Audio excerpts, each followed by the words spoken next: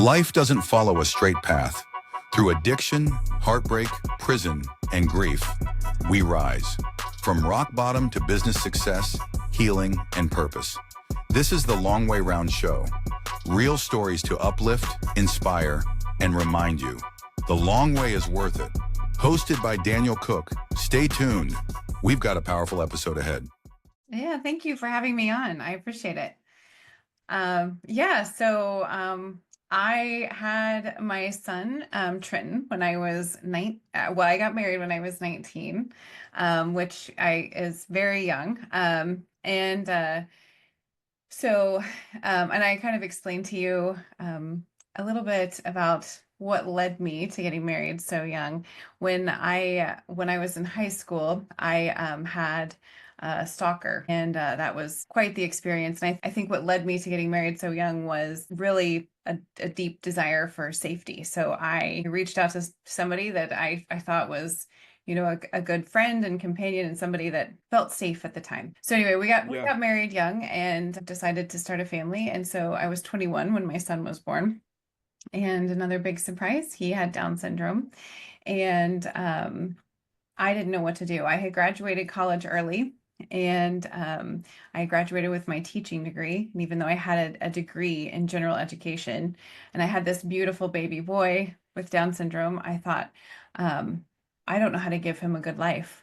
I have no idea. And I wanted, as any parent wants to give their baby a good life, I felt very unprepared for that. And so the first thing I did was go on Amazon and buy every book that I could find on parenting a child with Down syndrome. And, that was over 20 years ago. So Amazon wasn't what it is now. So I think there were like 5 books that I bought. Wow. Yeah. So tell me a little bit about the stalker and how all that sort of happened. Was that like a high school friend that was just obsessed with you, or how did that sort of happen? Yeah.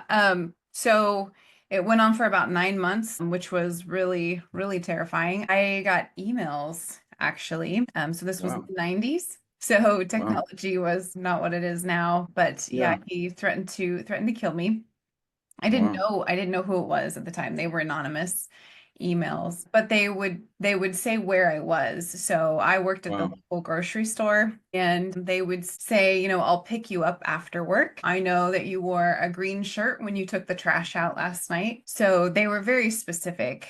Wow, that's scary. Yeah.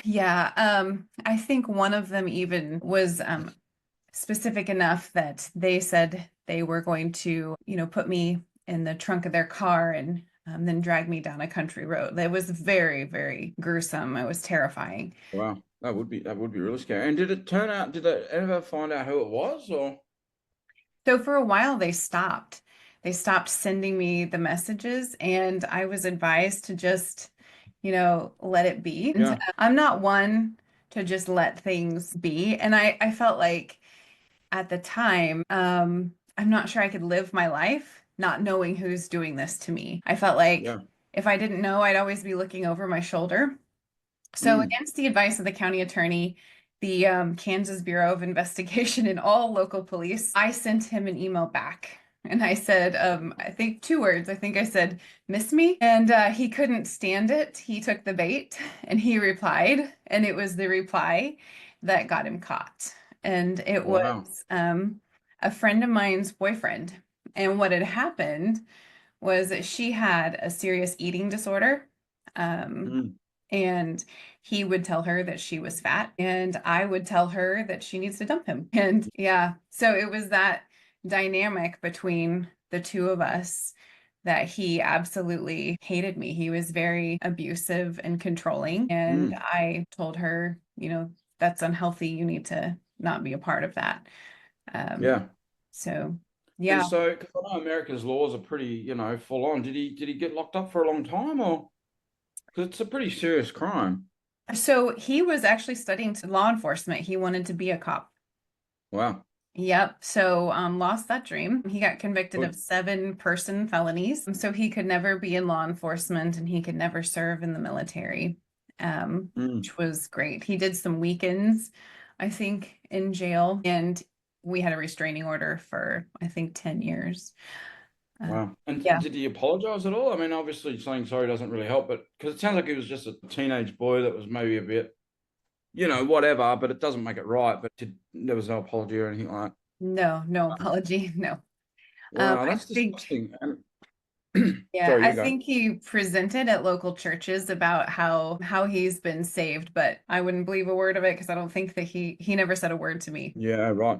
Well, Yeah. that's not really showing much remorse. I mean, yeah, I don't know how you would do it, but I think, some sort of email or something, or maybe not an email, but or maybe a letter from the police or something would probably be the right thing to do to apologize. But yeah, okay, no, that would be very, very scary. So you met your husband, and was your husband a little bit older than you, or was he sort of the same age, or?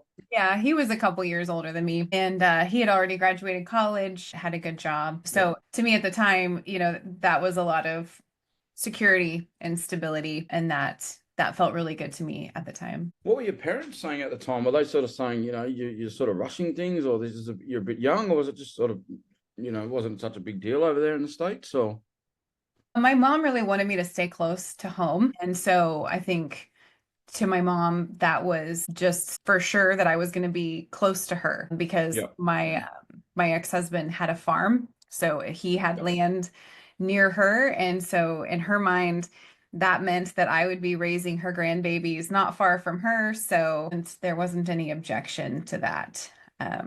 Okay. Yeah, Okay, so hindsight, it let's would have talk. been, sorry. No, you go. What were you going to say in hindsight? What? Hindsight, it would have been great to have somebody um, throwing a little bit of caution out there. Like 19's pretty young to get married. Yes, I think, a few generations ago it was, excuse me, like the normal thing. But yeah, and it probably even 20 years ago when you got married, maybe still a little bit normal, but not so normal now. Or I think at least you would hope that someone would say, you're sure this is right, or, you're not rushing into things. But anyway, life is life. And sometimes we do things that, may or may not be the best, but you able to find that guy and sort of move on, and you met your partner, and then you had a child quite young, and he was born with Down syndrome. So the emotions and feelings and thoughts would have been quite scary. And like you said, it was 20 years ago, Amazon wasn't what it was. I imagine these days there'd be different foundations and different groups and, Facebook pages and, a lot more maybe help. And not only that, as I said to you the other day, like I myself have seen a lot of different videos on the internet and reels of, really picturing Down syndrome people as normal and fun and loving and really beautiful people. So I think that helps, maybe drop some of the stigma of, because I think people are scared of what they don't know, like I know, I know when I was at school, like there was this sort of support class, which was all the kids with Down syndrome and things like that. And yeah, I guess we didn't really know, what they were or who they were. And there wasn't really much, interaction with them and things like that. So maybe these days I'm hoping that there's more, normalization, that these people are normal. They're just like everyone else. They've got a disability, but they're really beautiful people. Would you agree with that? Absolutely. I think now that I think that's one of the blessings of social media is just the ability to share and interact with people who come from different backgrounds and have different life experiences than us, and to be able to interact with people. And that's one of the beauties of inclusion, is learning from people who are different than us and learning with people who are different than us. And the more interactions we have with other people who have disabilities, the more we can bring them in. That's good for them, but it's also good for people who don't experience disability. Yeah. How was your son's life going for school and that? Did he get teased much and things like that? Did he have much sort of troubles like on the way home from school and different things like that? Or was he pretty safe and things like that? Or? So he did not. I think that is a blessing of having a visible disability. When you have Down syndrome, there are physical features that you can tell that he has a disability. I ended up teaching special education. I went back and got my master's degree in special education and taught many students with a lot of different kinds of disabilities. And so my son did not experience a lot of teasing. There was some, and I was a very protective mama bear. So I would use that as a teaching opportunity for the other students the other kiddos, and we would talk about what disability is and how we talk to people with disabilities and how we interact with them. But what I observed was that students who had invisible disabilities like ADHD or an emotional regulation disability or autism, when you can't see that a person has a disability and they have some sort of outburst or some sort of like they're stimming or something, it's harder for people to understand, and those people get teased a lot more than somebody who has a visible disability like Down syndrome. Yeah, okay, I get you. And so your son and yourself, when you were working, it was just in a normal sort of state school. It wasn't like a special education school or anything like that. Yeah, he went to public school and I taught in public school. Sometimes we were in the same school and sometimes we were not. And it was actually usually better if we were not in the same school. Mm. Yeah, right. And so like, because in America, is it just sort of like you go through primary school and then high school, or is it like sort of 3 or 4 different phases of schooling over there?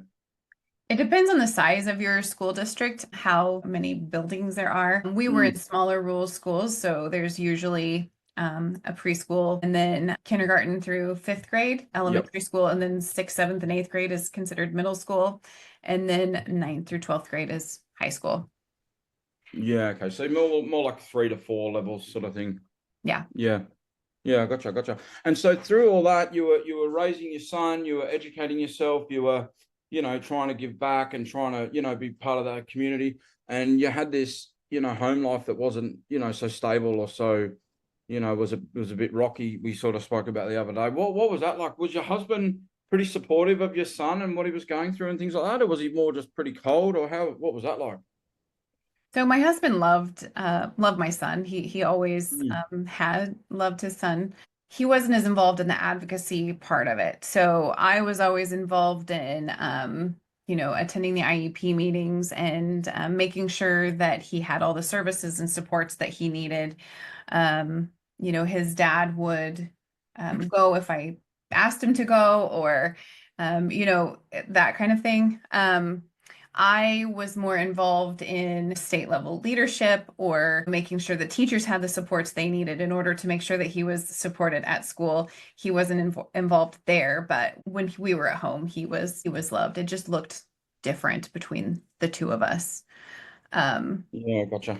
Yeah, yeah. And what was the next, obviously it's you can't describe it in 5 minutes, but the next sort of 20 years raising your son before you got out of that marriage, what was life like for you at home? So COVID changed a lot of things for us.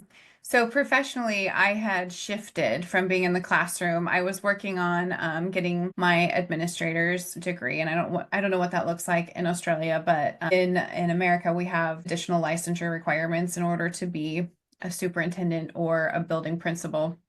So I had finished that, and I was working in technical assistance, so providing professional development for teachers and working with superintendents and building principals on developing their school improvement plans. And I was also the statewide director of teacher recruitment and retention for the state of Kansas for a little while. But during COVID, things got really, really hard because, everything shut down. And all of a sudden, I had 3 kids. I was home because I also have 2 daughters. My son's the oldest. And I was trying to homeschool 3 kids, one of whom with a disability. I was taking classes trying to finish my doctorate, and their dad was never home. And when Yeah, he right. was home, there was a lot of alcohol being consumed. And so things were very, very difficult at our house. Mm, And so to top it off, I had a former student that had reached out to me. She was 9 months pregnant and she didn't have a place to live. And I'm not the kind of person that turns people away. So I said, why don't you just stay with us until you get yourself back on your own 2 feet? Which was a mm, terrible idea because we weren't exactly in a good place ourselves. And I didn't add, my dad had just died and my grandpa had just died. So we were a mess. So, mm, so the student moves in with us, 9 months pregnant, and stays for a while. I was there with her when the baby was born. I helped her get a job and she made some poor decisions. that led to us being foster parents for the baby. So she couldn't be around the baby for a while. I had to go stay in the hospital with the baby at the child abuse specialty unit for a week because we didn't know what had happened. She had spent the weekend with her biological grandpa and they thought she was having seizures. They thought that she had shaken baby syndrome. So we had the biggest specialist working with us trying to figure out what was going on with baby Eliza. Could not figure it out. So they sent us home with her after a week, just no answers, nothing. So anyway, we were foster parents for her for several months. And then when my grandpa did pass away, we were actually at the cemetery the day that we buried him. The social worker called and said that Eliza was going back to live with her mom. Nobody had passed a drug test. We were just to give her back. So there had just been tremendous loss, tremendous upheaval, lots of stress, lots of anxiety in our house. It was chaos. Yeah. How long had you looked after the baby at that point? It was about 4 months. 4 months, yeah, right. And were you and your husband sort of on the same wavelength with, looking after the baby and those types of things? Or was it more you were, really doing it and he was sort of, not supporting you, but sort of not as much involved as you were, or was he really involved as well? Our relationship was pretty much over. I did the Yeah, day right. shift, he did the night shift. Yeah. And we were at a point where we were tolerating each other. Yeah. So sort of like ships in the night, I think they call it, just really doing your best to survive. And so he wasn't like fully against the child. Did he have a really kind heart as well, even though you guys weren't? He liked to try to help people as well a little bit. Yeah, he did his best. Yeah, cool. Yeah, righto. So that would have been a really trying time. And I don't mean to sound, not sensitive, but it's interesting, like COVID, like I wonder how many people COVID destroyed their lives, like businesses and marriages and breakdowns. And because it sounds like before COVID, you were really busy and doing your thing. And, you obviously your children were at school and your husband was working and whatever else. And now all of a sudden, bang, the whole world just shuts down. And, you guys have got added pressure by looking after this lady, which is a really beautiful thing. And now this daughter, and, it sounds like really cracks that might have been able to, I guess, continue on. So it might have been a good thing, blessing in disguise. I'm not sure how you look at it now, but maybe it brought everything to the surface. What's your attitude about it now? Do you sort of feel like you're glad that it was, didn't keep going, or would you, I guess you're remarried now, so you probably don't want to say that you would have liked to continue on, but do you think looking back, you might have continued if COVID hadn't happened, or do you think it was bound to happen regardless? I think it was bound to happen regardless. Yeah. I think COVID made it extra painful, actually, Mm. because it stretched it out longer than it probably should have been. Yeah, okay, because I guess with housing and different things like that, and those, yeah, so COVID just really rocked you guys. Yeah, rightio. Okay, well that's really that's terrible to hear, and yeah, and so the baby now, how old is that? Is that child now? Like 2 or 3 years old, or 5? Yeah, wow. And I know we spoke about it the other day, but I can't remember. But have you got you? I think you looked after the child again there for a little while, but then the child got taken back again, or what happened there? No, we haven't actually seen her again, but the social worker has called a couple times. Yeah, So here you have to have your home approved before you yeah, can have the child. And I had moved, um, yeah. so I didn't have a home study finished. You So, weren't set up. Yeah, yeah. yeah, that's fair enough. Okay, that's what you said. So the child, I think, is back in foster care. Is that right? As far as you're I aware? have no idea where she's at, actually. Okay. I hope Yeah, she's right. doing well. Yeah, that would be devastating just to not even know where she is or if the mum's okay or whatever. That's, a lot of my inspiration for helping people is I've had a lot of different friends through the years that grew up with, no support and no family and foster caring and different things like that. And, I was lucky I had, good parents, but some people, they don't have anyone, or they don't have any, much support. Imagine growing up with no mum, no dad, going through different foster caring, like people want to judge people. But I'll tell you what, if you grew up, not you, but, people in general, like these people do, you'd be struggling yourself. It's a pretty cruel world out there for some people. Yeah, we were just hoping to be able to give her a better start. I mean, her mom struggled because she didn't have a good start. So we were hoping to be able to, maybe break the cycle, but Yeah. Oh, it's beautiful that you wanted to, and I pray to God that, she will find some foster care or her mum will get better or whatever. It's, yeah. Hopefully you guys might be able to get a little bit of closure on that chapter and, even just get some updates or photos or whatever. That would be, yeah. extremely hard, not even knowing, where she is or whatever. So now, what are you doing now? You've been through a lot of stuff and you got a lot of wisdom and a lot of insight and a lot of compassion, I would imagine. You are now, your mission is? So I have since been a school district administrator. And like I said, I had also been the statewide director of teacher recruitment and retention for Kansas. I've also finished my doctorate in education leadership. So, and having all the experiences of raising a child with a disability and to typically developing children as well. In the United States, we have a terrible problem with teacher shortage. And it does not seem to be getting better. We talk about it and we talk about it, but it does not seem to be improving. And when I was an administrator, over half of the teaching staff on my team were non-traditionally licensed, which is great. I love it when people who were in a different career now say, I want to be a teacher. I love teachers. I love teaching. And so I want to give this a try. Yeah. But what we found is that that takes a different kind of coaching and mentoring and support. As an administrator, when you have over half of your teaching staff that needs that level of intensive support, you need extra help as well in order to provide that. And I was short-staffed. I was looking for an assistant director and didn't have one that even applied. So we are short at every level in education Wow. in the United States.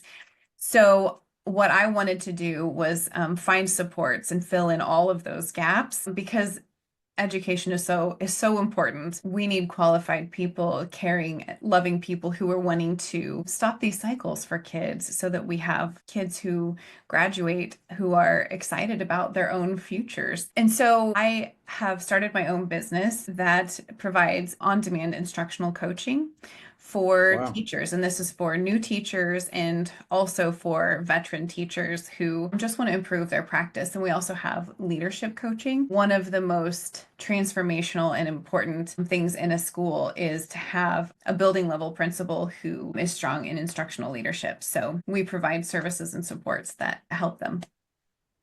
Yeah, wow, that's interesting. And is that like on an app or something like that? Like, let's say hypothetically, I'm a teacher, I'm in the States, and I sort of just winging it because it wasn't my, I didn't go to college to do it.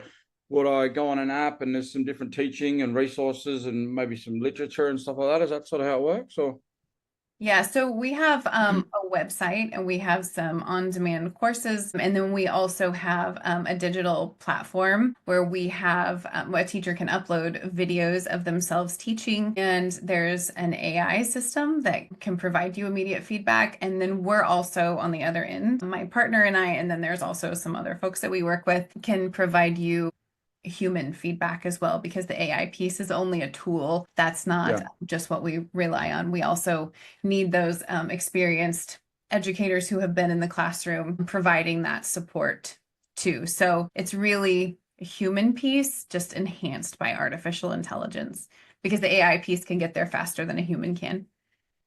yeah, 100%. No, I love using AI, but also I agree with what you're saying. It's not going to bridge the full gap, but it's a good, piece where sometimes maybe you guys can't be there or whatever. So is that if I'm a teacher and I'm in the States and I'm, come from a different background, whether it be, whatever, engineering or whatever, but I'm sort of still that, intellectual type that's, good at teaching and research and those types of things. Do I pay a prescription or does the schools pay the subscription and then the teachers have access to that? How does that sort of work? Yeah, usually the school district pays us. Yeah, Um, yeah, good. yeah, yeah. Yeah, that's yeah, because it would be hard if the teachers, had to pay for it out of their own pocket. So that's really great. So the teaching shortage, do you think that's mainly around, they're not getting paid enough, or is there other issues as well? I think there's other issues as well. I think part of it has to do with pay, but I also think a lot of it has to do with the support. So teachers are asking for support, and what they're getting is jeans days and pizza parties, and that's not what they mean by support. What they mean by support is we need curriculum resources. We need the professional development that actually meets our needs, not the once and done PDs. Like, we need somebody in our classroom helping us, which is what we provide. Even if a person isn't in there physically, we have an experienced educator with you helping. And it sounds like, I'm not sure if this is part of it, but it sounds like there'd probably be a part of it would be like maybe a group network or support. So say people might put a post up, hey, this and that, and then someone might, just say some kind words or whatever, or someone else has been through that. And, you sort of, it encourages people to keep going and those types of things. Is that part of it as well? Yeah. Yeah, Yeah. it is an incredibly difficult job. So teachers do need support and encouragement. Yeah, for Yeah. sure. No, that's great. And is your goal to roll right across the country, or you are right across the country, or do you are you at the point now where you've set it up, but now you really need a team of, I don't know if salespersons is the right word, but sort of guys to grow and really spread it out to districts and, principals and those types of things. Is that sort of where you're up to in the journey, or? Yeah, we are not, we're not bound by any sort of state line, so we can work anywhere. Mm. Yeah. But is it like, obviously, when anyone starts something, they might have one or two states and they're still working. Is there sort of some areas where you're more like set up and more sort of dominating, and then other areas where you still need a little bit more, I guess, to be seen and to be known that it's even available? Because a lot of times, some people don't even know that these resources are out there. Yeah, primarily we're in Kansas right now because that's where I live, that's where I'm from. But yeah, we can grow anywhere, and we are happy Yeah. to do so. Yeah, that'd be great. Is that the next sort of mission for you guys, to get more awareness of what you guys are doing? Yeah, yeah, this is a nationwide problem across the US, is this teacher shortage. So we would love to support people wherever, and yeah, I would love to grow. Yeah, And no, that's a great mission. I love what you're doing. I think it's really important. And yeah, those first fundamental years for everyone, and like, I don't want to say especially people with no support, because it's not the case. Some people have good support, some people don't. But regardless, people need help, like kids, but also the teachers. And yeah, it's a massive problem. I think probably a problem in Australia. Actually, I was talking with a guest about it the other day. It's a huge issue. And if people like yourself and other people, obviously, I'm not saying make a small difference, but every person that makes a difference counts, you know what I mean? And eventually, like anything, things get bigger and bigger and more awareness, and, over time, and people see and different connections. And yeah, that's really inspiring. So thanks heaps for coming on the show, Nikki. I really appreciate having a bit of a chat with you and talking about some of the things you've done and what you're up to. And I'm sure your story will be able to inspire people that are going through some of those challenges. Is there a link to your website that we can, post at the bottom of the description, and anyone in the States is sort of listening to this and goes, wow, this is exactly what we need in my school, or they can maybe speak to the principal or department heads or whatever and get your resources into their schools? absolutely. My website is www.inclusiveleadershiplab.org, and my email is nikki@inclusiveleadershiplab.org, and my name is spelled Nikki. And I am happy to send that to you so you can put that in the show notes as well. We'll do. Thank you very much, Nikki. Well, we'll close it off for now, but it was great chatting with you. I really appreciate your time, and we'll talk soon.